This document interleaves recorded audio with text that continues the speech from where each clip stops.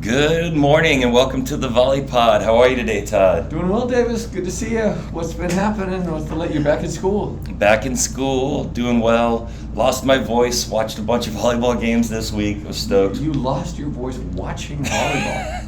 You are the volley nerd. I'm a true volley nerd. I didn't have much of a voice to begin with, though. Okay. Staying up late, with Charlie Bird and all that good stuff. But I'm thrilled to be here, talk some volley with you in the Volley Cave. All right. And so everyone, welcome to the VolleyPod, presented by the Art of Coaching Volleyball. Today, we are going to be talking about blocking 2.0. Blocking 2.0, that's your skill. I'll tell you, we just had a tournament this weekend, and I need to take some notes here. Well, blocking's hard. Blocking's hard, and we have we went into the tournament this weekend with two 13-year-old middle blockers for my high school varsity team. Wow! So you guys are really doing it. You guys are really doing it. You're making it happen. We're trying to learn how to teach blocking, and we're learning some things as we go. So that's why this is a perfect skill topic today. Oh, cool. Well, so I hope people will get something. I'm going to take from the book of Tod and do 10 tips. All right. So we're going to start off with don't double block everything. Okay. So one of the thoughts that we have is that you should definitely be double blocking people that can score or blocking people that can score. And you don't always need to block people that can't score or that can only score or that can't score against a single block. So don't double block everything. I see people trying to double block everything, and I think it's a mistake because they end up blocking nothing, really. Yeah. I think that's a good place to start. I like it. So prioritize those hitters, get in front of the ones you can, or that you know the ball is going to be set to, and take it away. You can also switch that, though, and we've done this where we were playing Lexi's son, Yep. the awesome player from Nebraska, and we could just not stop her. Yep. And so instead we let her score and tried to stop everyone else. Okay. And so whenever they said anyone else, we would try to score. So you can also flip that philosophy. Do double block the outside and make sure it's a solid double block when they're out of system. Okay. So one of the big things is we just don't think teams can score all that regularly from the back row, especially with heat. So where does the block need to be? The block needs to be solid on the outside. Okay. So the other thing would be commit on predictor passes.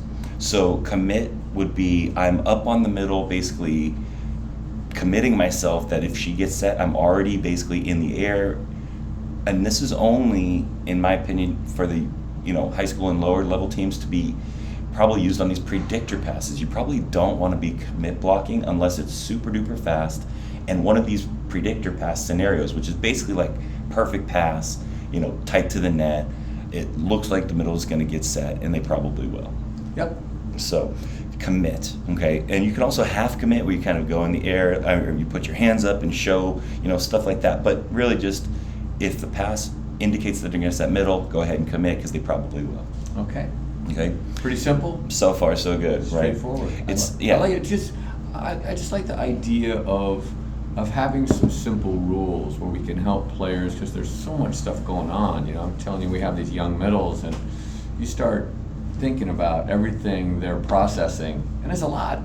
Oh, absolutely. And so we're kind of playing the odds, giving them some guidelines. Trying to simplify it and saying, wait a minute, you have to do everything. These are our priorities, and simplifying the game for them when it's complex. Absolutely. And so this other one I think falls into that same line of thinking, and it's long side, short side. Okay. So with the younger setters, they are not going to go long side very often, and if they do, it's less chance of scoring typically.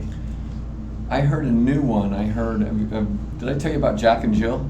No. Let's hear this. I like That's your long side, short side. Okay. So a jack is when you're jacking it across the court. Oh, and okay. a Jill is when it's close to you. So, Okay. so call it Jack and Jill. I like that. So we'd say to the... That was Natalie Morgan from up at Harvard Westlake. That's a great one. Yeah, so she did a little setting art of coaching thing, and she had Jack and Jill, and I like it. Nice, easy way to remember. Yes, and I think my theory here would be basically take away Jill and make them try to go to Jack. And if they can do that, they're really good. Right, it's hard to locate the Jack. Yep, absolutely. So I think that's a simple thing And you can teams, do. I'll tell you, there's something else. Teams like mine, and I think Washington has been a team, UW up there, they're Jill fans. They just say, listen, we're not going to jack it across court. Right. We want to go with speed, Mm-hmm. close to you, and we want perfect location. Yep. And we Yeah. think, hey, if we can get perfect location with a little speed, we let our big arms go to work.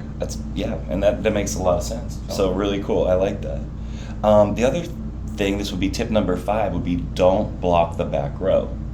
And I'm gonna put myself on blast here. When I was playing in junior college, I was a lefty, what I thought to be hammer, and we played Palomar, and they didn't block me when I hit out of the back row, and they just dug me, and or I would get flustered and didn't have stuff to tool off of. So I mean, it worked against me, and if it can work against me, it can work against anyone. No, that's a joke. But I think all too often, like, it's a longer distance set, right? I mean, attack, right? So you have more time to react. And these aren't digs that are necessarily taking tons of reaction time to make when they're ripping out of that row. Yep. No, I am right with you. And we tell our blockers, we try to practice both now. Yeah. And before I was never even practicing it, but we've met a couple arms in the last few years that are they're blowing up our diggers from the back row just because they have such a heavy arm. But they're few and far between. Right. And I think what you said is awesome. You train both. Right, and if you have and we don't do it. And I had, one of my young middles jumped up on one over the weekend. We said, hey, we don't block the back row. Right. She's got to get 2 kills that we can't dig, Right. and then we'll start talking about it. I like that. Don't block the setter. Don't block the setter dump. I think there's way too much emphasis on the setter dump. In fact, I joke with my team all the time. What's the one thing you hear teams call out? It's like setter's front row. And it's like I'd rather have them focus on who the primary hitter is and leave the dump to the back row unless there is, again, some indications. Right. Right. And so in general, just leave the setter. Like, it's gravity dumps most of the time. It's not them throwing the ball down in these reaction digs. All right. So my thing is, like, leave the reaction type digs to the block. Okay. Right, and the air type digs that have some air under them to the defense. Okay. Next, take advantage of the 5-1. I saw this over in a bunch of the games, and that's why I wanted to sort of point this out. When they're in the 5-1, you can play essentially 3-on-2, especially if you don't block the setter. Yep. And you should always have 2 up on their primary hitter when they're in the 5-1 because you're essentially playing 3-on-2. Well, and usually that hitter's the outside. It usually is, right? And So- what do you think the blocker that is not involved usually is? Left front. Absolutely, right? They don't want to So follow. we have actual name for that. What is it? Lambo. Lambo.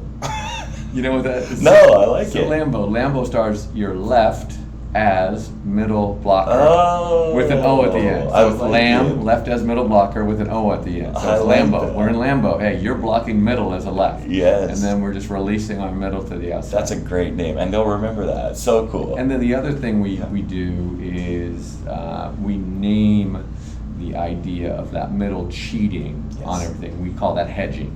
Okay. And so did you hedge? It was a bad pass. We knew it was going outside, Yep. but you didn't hedge. They were at a disadvantage, and we didn't take advantage of it. We just played it like it was a perfect pass. Right. So we're teaching our middles to hedge when they know where it's going. Right. And the Lambo, I don't know where I got this, but we called it top hat for the past few years. I don't Okay. know why, but we have a name for it too, so we'll trigger that. And if the setter is a strong attacker, or if it's tight, you may want that left to take the dump and the middle. Yep. And I think that's something that you can totally do too. Next, number 8 is dive into the angle once in a while.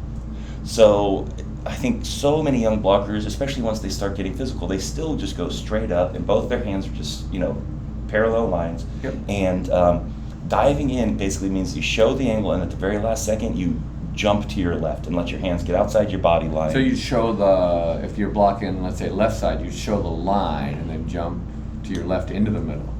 Is that right, or is that what you're talking Well, about? so I'm talking about just just diving into, well, either one. You can dive into Okay. the line or to the angle. Typically, Okay. with younger players, I like them to dive into the angle because Right, those okay. blocks carry. Into the middle of the court. Yeah. I'm not a big fan of diving Yeah. to the line. I've seen some pros Although do it. I think it's big at college now. They're getting better. Everybody's into doing that stuff. Yes. So, but I don't find great results with younger players Yeah, with that. I would agree. And then this idea number 9, independent hands. And we were kind of just touching on it. Can you get one hand into the seam, right, and your other hand on the ball? In general, for some hand positioning, if you can just do that as a 2.0, you're going to be in a pretty good hand position versus the 2 parallel lines. Yeah, we have, when we look at our video, we see a lot of close hands right on top of their head. Yes, yes. And so our hands are in the exact opposite place of where you would like them and where I would like them, which is that one arm kind of right over the shoulder on Yes. that, let's say if you're blocking on the right side, that lying shoulder, and then working with that left hand to get it a little more in the seam Yes. of the block, and if they field goal, you get field goal, you get field goal. But Right. most times hitters are trying to not hit over your shadow of your head. Absolutely. And I think a simple training is just hit balls into one hand. I see coaches hit a bunch of balls into both hands, right? Right. And just hit left hand, and literally just have them go up, left hand, left hand. Same thing can go for the right hand or whatever. And then finally, number 10, the weight and swat. Underappreciated, and here's why I believe it. Not because of the weight and swat. I love when people weight and swat. It's so fun for me because it doesn't happen that often. I just think it's so enjoyable. But it's more about the tips. Like, I feel like tips are dropping so short. It's more about, are you on the right timing? Are you at the top of your jump, right? And I feel like if you're seeing the right things, this you're is a waiting and new one swatting. for me. I've never taught this. I love it, and it's more of a beach thing, right? And Okay. I used to get swatted all the time. And so, anyways, that's I think I saw it where when the tips are dropping very short, it's usually because the block And you know is I'm a the big center. lift tip fan. Yes, and so can the block get to the top? And if you're at the top and they're tipping low, you should be able to swat it. Okay. And so that's the thing. So we'll do a couple while they'll carry, and they'll swat it down with their hand. And then my final thought. This is actually, we're done with all 10, but the final thought is, why do I typically block line? I think a lot of people know this, but we typically block a lot of line, and we'll get blown up, like you were mentioning, into the angle a little Yep. bit before we start taking angle. And it's just because it's a longer dig, more reaction time, the same thing we were talking about before. So I used to be a big angle blocker guy. Oh, really? Because all the swings would go angle, right? I mean, Yeah. the majority of them do go Yeah. angle, but the majority of them can be dug. Yeah, I've always been a big line guy. We've been in a 6-2 so much. I don't like the ball going to the setter. If we can avoid that. And I have a left back. I have a libero who's a pretty decent player. Yeah, it's very good. But I've tried to give my blockers a little more freedom setting the block, just because I think that I'm not challenging them. They're not really playing volleyball. They're just going, well, I'm just sealing the line. I'm not really a blocker. And so can I get them more involved in making a decision on where to set the block? I think that's a great So point. Yeah. I'm working on that. It's every time we get beat down the line, I go back saying, maybe I should do what I did before. Yeah, and do you know John Park? Oh, I know John Park. John Park is the guy that made me think about it, and I argued with him for 10 hours. We were driving back from Stanford. He was like, "You got to block line. How many times do they make that line dig?" Yeah. And I was, nope. Next season we block line. Won a bunch more games. So I'm stubborn, but I do listen. Okay. So, anyways, that's the skill. A little blocking 2.0. Some tips for people to think about. I like it. Those are some system stuff that we don't get into very often, but bunch of nuggets in there. Absolutely. Good stuff. Absolutely. So what's the scenario for the day? Scenario for the day. Well, it's coming up on Monday. I've been doing the prep, and I thought it would be a nice one for this time of year, and that is running a parent meeting. You got to Okay. run a parent meeting. Yep. So I'm doing mine on Monday, and we're actually doing it by Zoom. Okay. And then following it up with just a little meet and greet before our match on Tuesday. Okay. I'm doing it for all of our levels. So I'm doing it for varsity, JV, and our Frosh-Soft team, our freshman team. And so we're doing it one big happy family. Okay. And we have a parent meeting going on Monday night.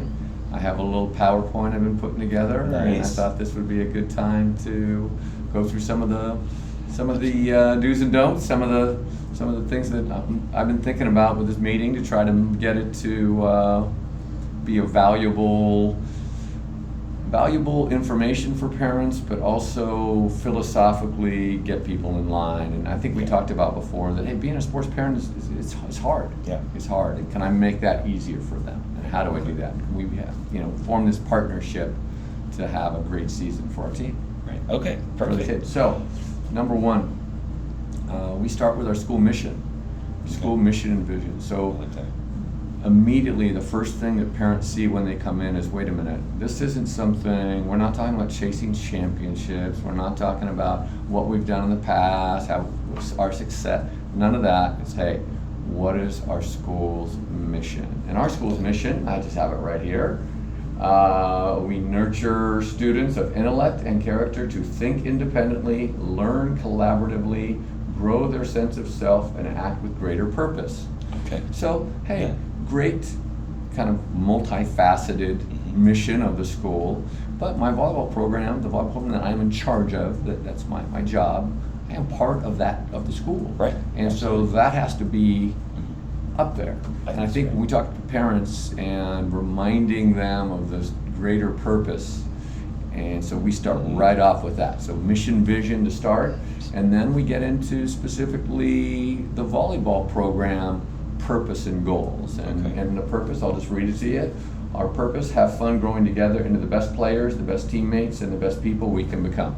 I like it. So once again, a broad perspective. Right. We have 3 goals with that. Number 1 is make our volleyball program the most educational, most memorable, and most fun experience at Bishop's. Nice. Number 2, to ensure our seniors have their best season ever, which Okay. means that we're trying to grow every year. Right. Hey, they had an experience last year that we were trying to make the best year for last year's seniors, but now they're seniors. We have to be better. I like So that. we want them to be better, Right. and we're trying to get better too. So Okay. that's on our coaching staff. And then our 3rd goal, make every contact count. Okay. And Very that's cool. contact with the ball, but more importantly, that's contact with each other, Davis. Oh, I love that. So the contact is That's kind of a cool word, It you know, is. that you can apply in a couple different ways. That's really. And then we've talked about this, I think probably ad nauseum. I think people hear it every pod.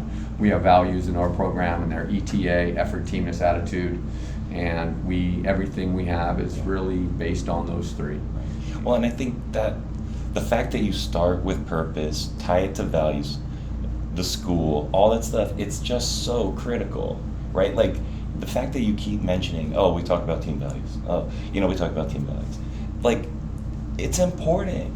It's the foundation for what you're doing, and the fact that you can that you have a little, they're just right there makes it so Yeah. accessible for the kids. I love it.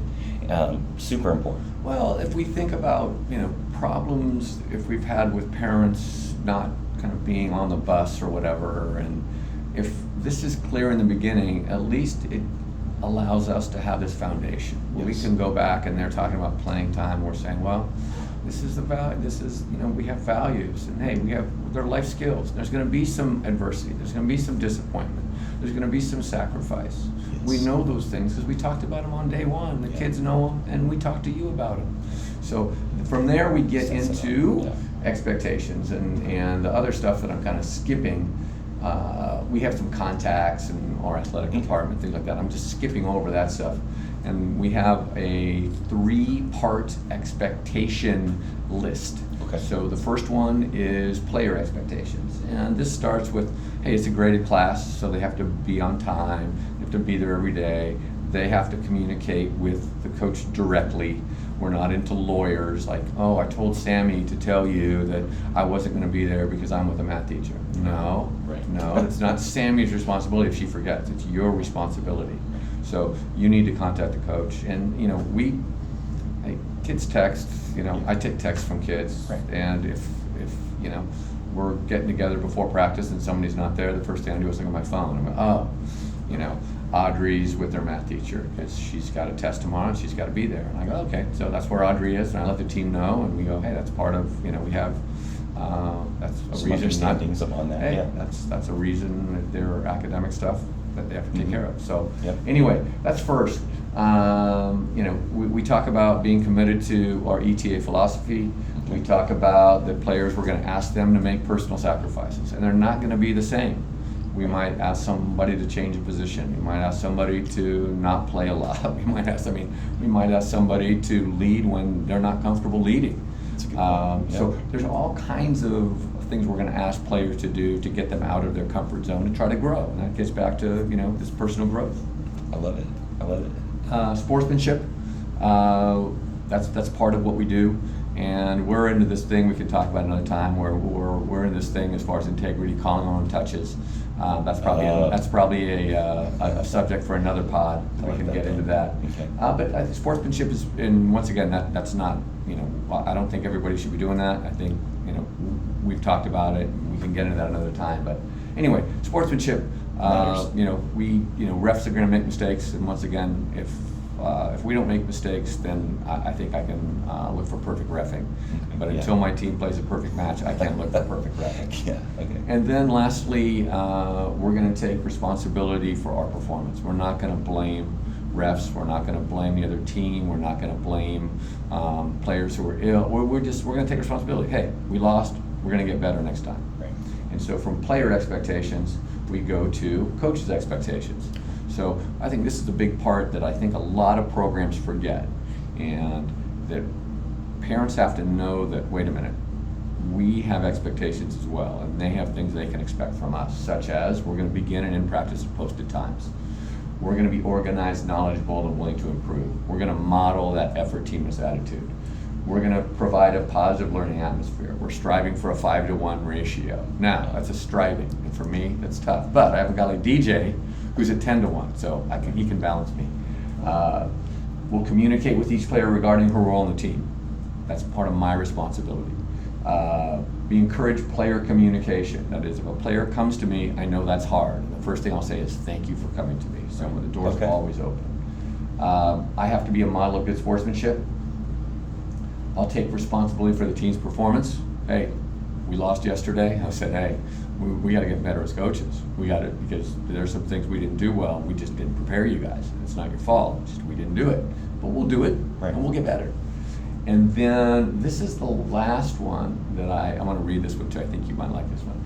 Is coaches will do their best to manage the conflicting goals of developing all players and competing to win. This will be messy, period. I love it. Though coaches will never strike the perfect balance, they will be diligent in their pursuit. I love it. I love it. I'm stealing it. That's a new one. I'm stealing it. That's a great one. Because it's tough. It's tough to balance all those things. I think parents need to know that. Right. Coaches are really trying to do the best by these kids. Well, and if all you're trying to do is win, it's easy. Right. If all you're trying to do is develop players, it's easy. Right. But doing both, it's gonna be messy. You're gonna make some mistakes, and you have to just deal with it. Yeah. And then parent expectations. Parents will support the team, understanding that we're gonna ask their daughter to make sacrifices. Okay. And we're gonna ask your daughter to make sacrifices. They come to me, well, she's not. We're gonna ask her to make sacrifices. It's the first thing we told you. Parents are committed to ETA. Parents will encourage their daughter to communicate with the coach. So we don't want to hear from the parent. The player has to talk to me about this. We have to teach the player how to communicate with an adult. Send them to me. We'll talk about it. If you're not happy, you can come to me. That's fine. That's a good one. This is one that is one of my favorites. We always stop. Parents will refrain from second-guessing coaches, comparing players, or complaining, both in public situations and in conversations with their daughters. Ooh. Now, that's a tough one. It is. But we have to tell them, listen, you can second guess me all you want, you can complain all you want, you can do all those things, you just can't do them in front of other families or your daughter. Do them in your bedroom behind closed doors. But once you do them in public, once you do it with your daughter, you are sowing the seeds of discontent, and you are hurting us in our season. Because if your daughter looks at the coach now and says, oh, my dad thinks the coach doesn't know what he's doing, he doesn't think he's doing a good job, and then her effort suffers, then what happens to her? Yep. Her effort suffers, I push her on the bench, and we get into this cycle that is not healthy. So that's huge. Absolutely. Parents will be models of good sportsmanship. Parents will allow the team to take responsibility for performance, never blaming outside forces. refs playing times for undesirable outcomes. I always tell the joke, I said, you go to a club tournament, what happens? Oh, yeah, we lost the parents. Well, we lost the first match, we weren't awake yet. The second one, we lost that. It was right before lunch, we were hungry. The third one we lost after lunch, we were bloated. And so there's always an excuse, right? No, we lost. They beat us, we're going to have to go back and get better. Lastly, if a problem arises, the player meets with the coach, then the player and the parent meet with the coach, and then if that doesn't satisfy it, then we can bring in the athletic director. I love it. I'm stealing a bunch of that. Okay, and then we have how parents can help, and we have a bunch of general stuff about food, transportation, But the two things I want to put in here are player health, sleep, diet, schoolwork, procrastination. Those have been the three that are the big ones that parents can assist with that. And then communication regarding health concerns. Not really playing time, but health concerns. Hey, my daughter's struggling with this mental health situation, and I just want you to be aware of it. I don't want you to talk to her about it, but I want you to be aware of it. That this is a tough time for her, grandmother passed away, whatever the case may be. But saying that, hey, we're wide open for that. It's not that we don't want to talk to parents, we don't want that closed door, like never talk to me. No, hey, we're trying to have a great experience for your daughter. And though we're not, playing time and those things are things that the players have to talk to me about before I'll talk to a parent. For player health, that's not no. That's directly from the parent. I love it. And so those are, and then lastly we talk about parent support, not fanatic support, and that's one of my big things. I'm trying to get parents away from this idea of being a fanatic, because I think that brings with it a lot of emotional stuff that is not really healthy for our team. So good. So that's it? So good. If you can run a strong parent meeting program meeting at the beginning, you set yourself up for success. Hopefully that's the case. Well, and at least you have something to refer back to, and so you open up some conversations. I love it. Super, super great. All right. So let's get to these videos about blocking. Perfect. What'd you get? I had 10, tips, so I had to choose 3. Okay. And so there's a lot of great blocking stuff on the site. There's absolutely, and there's stuff on all 10. Oh, wow. You know what I mean? So you could have probably found something about each one. You were down the blocking rabbit hole. Absolutely, and I love it. But I chose 3 because I think they're pretty relevant. And the first is Wisconsin and Kelly Sheffield, and his independent hands blocking. Okay. I just think that's something that is easy to teach, and it actually is they can get it pretty quickly. Second, Kathy George from Michigan State University, and this one's called Outsmarting the Offensive Team with Blocking. It's kind of just some of the system stuff we talked about taking away their best hitter, and just a bunch of that in like a 10-minute video. And then finally, Lori Eisler from University of Alberta in Canada. New coach for me. I don't know. I don't know her either, right. But she brings up a great point. It's just sort of a quick hitter, just a 2-minute. Why do we block? Okay. I mean, we kind of think we know, but she kind of reframes it, and it's really interesting. Cool. So, those are the videos. That's the great thing about going on the site. Yeah, so many. You have cool a coach. resources. I've never even heard of the coach, and you get a nugget from that coach. That's Absolutely, very cool. Yes. And that brings me to sort of the resource we're going to talk about today. Well, the resource is right. We're not going far. We're just going right on the same site, on the AOC site today, and we're going to talk about the idea of the AOC playlist. Okay. And for me, it's been great so far this season because I have my own little teaching playlist. Okay, so what is the playlist? So the playlist allows me, when videos come up and there's a little plus there, I can create and name a playlist and then add a group of videos to that playlist. And I could do it by skill, I could do it by level, I could do it a bunch of different ways. The one I like right now that I have is my varsity teaching playlist. Okay. And it's ones that I can come in, I can show to the varsity players, I can then show it again and remind them, hey, this is what we're doing. We're trying to get a little bit better with defensive moves.